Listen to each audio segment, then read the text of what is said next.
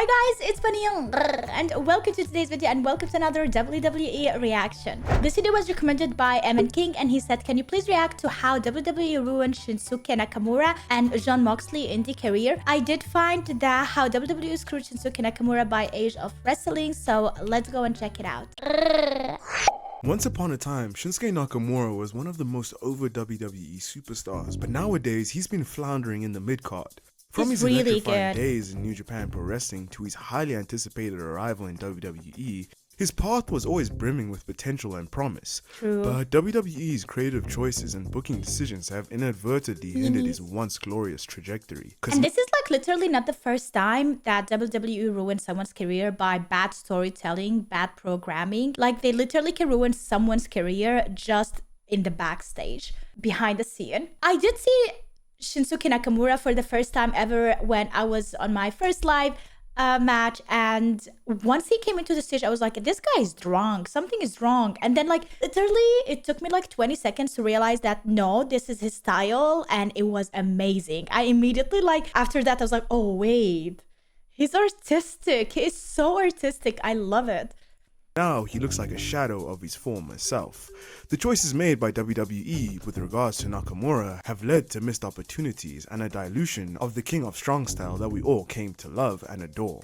Join us today as we delve into the fascinating journey of one of wrestling's most enigmatic and charismatic talents, Shinsuke Nakamura, and how WWE have ruined his once mighty aura, leaving fans to ponder what could have been. Shinsuke Nakamura was born in Japan in 1980. Growing up, he was often bullied, so this led him to training in karate and jiu-jitsu. These interests led him to discovering pro wrestling, and in high school he joined his wrestling club. In 2001, he joined New Japan Pro Wrestling's dojo, and this is the place where he learned the art of professional wrestling. Even from his early days in wrestling, he showed massive potential. He impressed higher-ups with his great technical skill and natural aptitude for wrestling. In New Japan, he was seen as part of the new Three Musketeers alongside Hiroshi Tanahashi and Katsuyori Shibata, who were pegged to be the next big stars of New Japan Pro Wrestling and the ones to carry the next generation of Japanese wrestling on their backs. It's fair to say that these three have lived up to those expectations, as they have become legends in their own right. However, at the period in time when Nakamura was coming up in the ranks, Inokiism was rife. This was when the founder of New Japan Pro Wrestling, Antonio Inoki, made his wrestlers get into actual MMA fights because he believed that it would attract more business if fans saw the wrestlers as legit fighters. This harmed the street cred of a lot of wrestlers, but in the case of Nakamura, his credibility was increased as he had the opportunity to showcase his karate and jiu-jitsu fighting skills. His MMA record was 3 wins, 1 loss, and 1 no contest. So he benefited massively from Inokiism as fans saw him as the real deal. To reward Nakamura for his efforts, Inoki made him the IWGP Heavyweight Champion for the first time in 2003, just 2 years into his wrestling career, and when he won the title, he was the youngest ever IWGP Heavyweight Champion of all time at 23 years old. In the next few years, he proved that he was a big player in New Japan by winning the IWGP Tag Team titles and the IWGP Heavyweight title many more times. He has been going what up really in got Japan. the ball rolling was when he let the darker side of his personality come out and he picked up a more aggressive demeanor and moveset. It fits him. This was when the king of strong style was born. He had a goal to revive the old spirit of New Japan's strong style glory days, hence calling himself the king of strong style. This wasn't just a gimmick though, as he actually started to work more stiff in the ring, and he even had a new finishing move called the bunnymonbiz, which is a reference to what the Congolese crowd were chanting when Muhammad Ali faced George Foreman in Muhammad Ali, man. 1974's He's dodging Rumble in the everything. Jungle. Ali bunnymonbiz literally means Ali, kill him. This move by Nakamura was so brutal in fact that it legitimately broke Hiroshi Tanahashi's jaw at one point. Nakamura's strong style resonated with fans who appreciated the realism and intensity that he brought to his matches. His willingness to take risks, deliver powerful strikes, and execute breathtaking maneuvers showcased his passion for the sport and added an extra layer of excitement to his matches. Nakamura also created a heel faction called Chaos, and with them he was running New Japan Pro Wrestling. Throughout Chaos's run, it had many notable members like Kazuchika Okada, Tomohiro Ishii, and even Tetsuya Naito for some time. It was not just through his new intense in-ring work, his new heel attitude, and through his faction Chaos that he got incredibly over and ran New Japan, but through his immense dripping charisma. He took inspiration from mainstream legends like Michael Jackson and Freddie Mercury and created a charisma that was hard not to gravitate towards. His charisma was nothing short of mesmerizing. His magnetic personality exuded an aura of confidence and uniqueness. He had an innate ability to connect with He the is audience so on a unique. visceral level, creating an instant bond with fans who were drawn to his magnetic presence. He had a distinct and eccentric character. He True. embraced a larger-than-life persona, blending elements of Japanese traditionalism with modern swagger. His flamboyant ring attire, eccentric gestures, and distinctive mannerisms set him apart from other wrestlers, making him instantly description. recognizable and memorable. He was even voted as the most charismatic wrestler in the Wrestling Observer newsletter in 2014 and 2015. He just had that it factor that you couldn't really teach. True. What also really cemented his run in New Japan as legendary were his runs with the IWGP Intercontinental Championship. To this day, the IWGP Intercontinental Championship and Nakamura are synonymous because he elevated the secondary belt to be just as important, if not more important than IWGP Heavyweight Championship at certain times. This was shown at Wrestle Kingdom 8 when fans were given a decision to vote on the main event in the Tokyo Dome between the match Okada vs Tetsuya Naito for the IWGP Heavyweight Championship or the match Nakamura vs Tanahashi for the IWGP But both Intercontinental Tanahashi Championship. and Fans voted on the latter to main Nakamura, event. like I know about This them. was a massive deal because it just meant that a secondary title was main eventing the biggest show of the year over the world title. For those who don't understand, This the is magnitude literally literally if you take, I don't know, Roman Reigns championship and if you take Seth Rollins or even something, maybe Gunther's, and then you decide to give Gunther the spotlight instead of Roman Reigns for WrestleMania. Like something like that. of this. This is like the Intercontinental Champion Gunther Oh my god! main eventing WrestleMania over mentioned this. undisputed WWE Universal Champion Roman Reigns. Yeah, it's a big So deal. good. I'm so This good. was a lot to do with how over Nakamura was and how much he made the title feel like a massive deal. He is also the longest reigning IWGP Intercontinental Champion of all time. Him and that white belt might as well have gotten married the way that they were made for each other. He was also wildly popular. My question is, why did he go to WWE if he had so much success which in was Japan? a bestseller, and even appeared in the Japanese version of Pharrell Williams' Maybe he Happy. just wanted He was a some change. superstar at this point, and because of that, WWE inevitably came knocking on his There door. you go. And much to everyone's surprise, he had his last match in New Japan Pro Wrestling against AJ Styles at Wrestle Kingdom 10, in which he was Yeah. victorious, and then he signed for WWE. Of in course, and here 2016. we go. This sent shockwaves throughout the wrestling world. He reported to WWE Developmental NXT as one of Triple H's major signings. Triple H treated him like the big deal that he was, as his first match in NXT Oh, it's was at Sami TakeOver Dallas Zayn? against That's Sami Zayn. awesome. This match was freaking awesome Oh and my is God, I wanna widely see this considered to be the match. greatest match in NXT history. Oh, I have to During see his this time in match. NXT, Nakamura got much more educated with the WWE song, style his of wrestling intro. and production. His I love charisma was it. so potent that fans were on his side no matter what.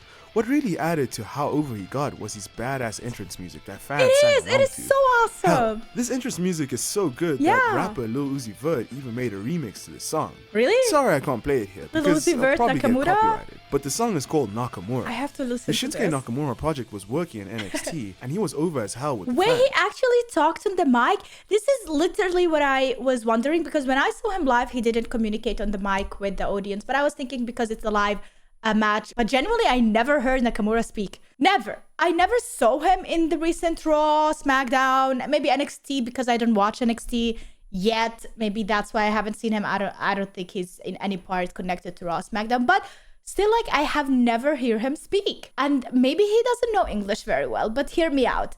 If that is the case, and you already have like all this charisma and you're so enigmatic, to add to your personality, why don't you add like someone like a manager who is also a translator, like Paul Heyman, for example, someone like that, who would be able like to back you up and translate whatever you say in Japanese to English to the audience and connect you a bit more with some type of a storytelling. Because hear me out, it's one thing to like have this charisma and have this it factor, but if you are repetitive and all the time doing the same thing without having the ability to communicate verbally with your audience, it is hard to stay connected and it's hard for the audience to keep up the track of any story you are giving.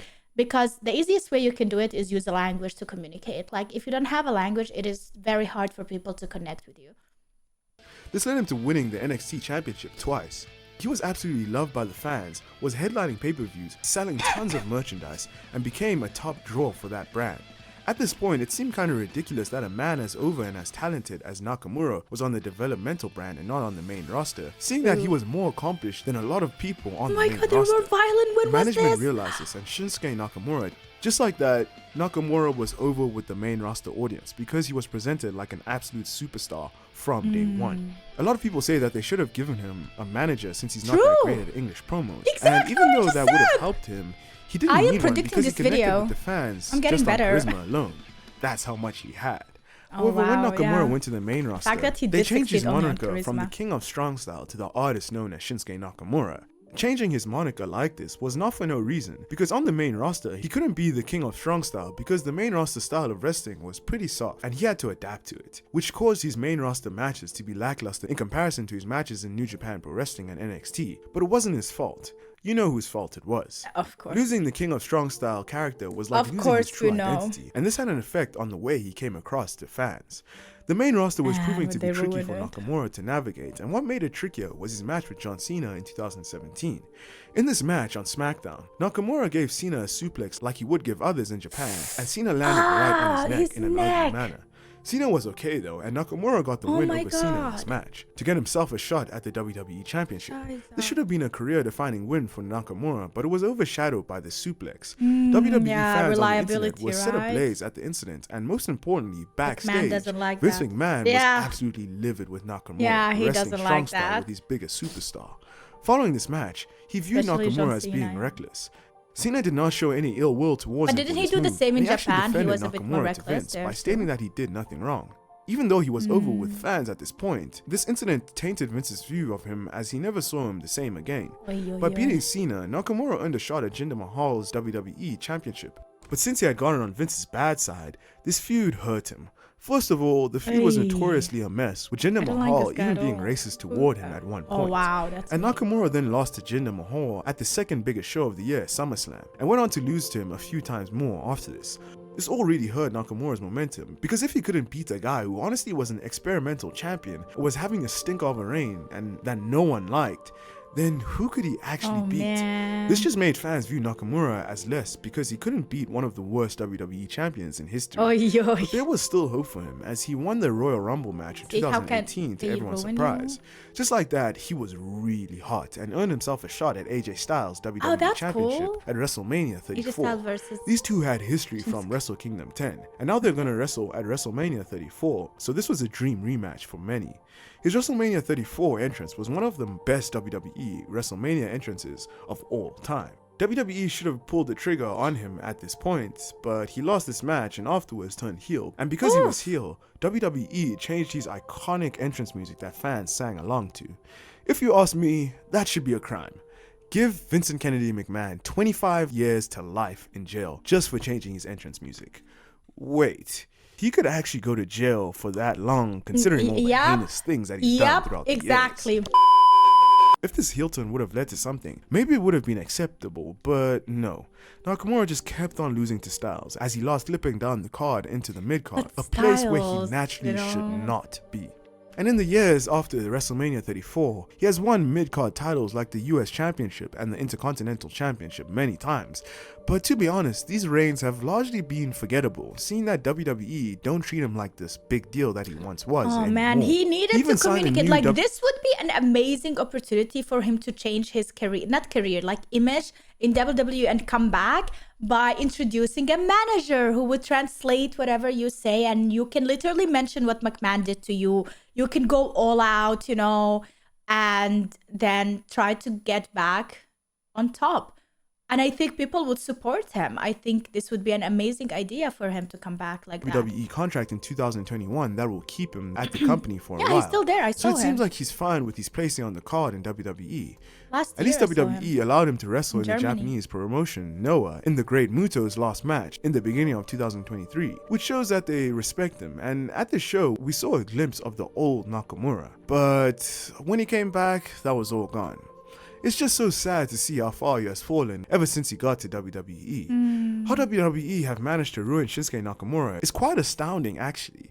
He was once a man of stature, brilliance and charisma, and now his career has gone downhill and it feels like he's irrelevant. He felt very special and fans were hyped for his matches, but now he's just another guy on the main roster. Nakamura is no longer the king of strong style, and he's just a bland artist who no one really cares about too much. And this is all because of WWE's bad booking of him and bad creative choices for him. It's a shame because he could have been one of the faces of WWE.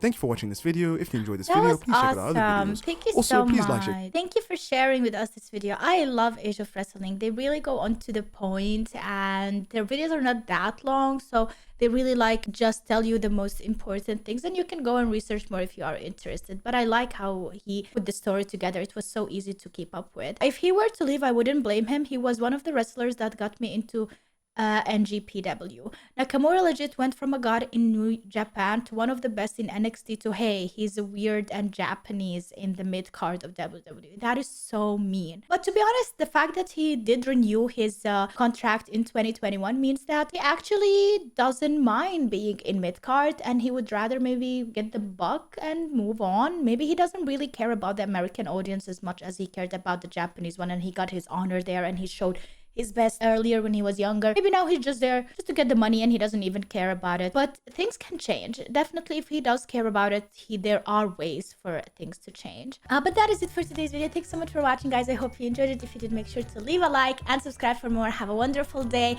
I do live stream on twitch.tv/bunnymontv. I also have a second channel, Bunnymon TV channel on YouTube, where I post live reactions to different type of content. If you want to talk more WWE, you can always join my live streams and we can chit chat about it. At the start of the live stream, I always have a just chat section where we talk about random things, and WWE a lot of times is mentioned as well. But also, if you want more WWE content from me, you can always check my Patreon, patreon.com/supportbunny. I will leave a link in the description for everything that I mentioned. Thanks so much for being here, and see you tomorrow with a brand new video. Bye!